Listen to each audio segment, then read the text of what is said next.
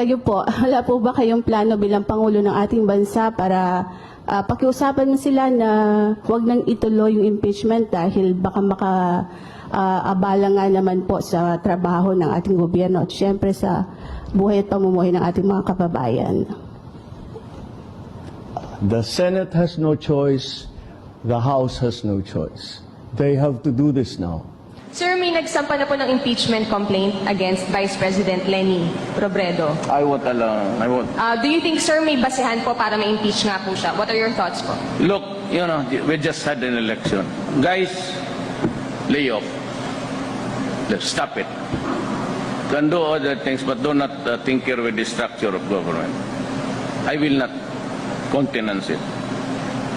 Elected yung tao. So, why do you have to sit just because he keeps on harping on me? Yeah, this is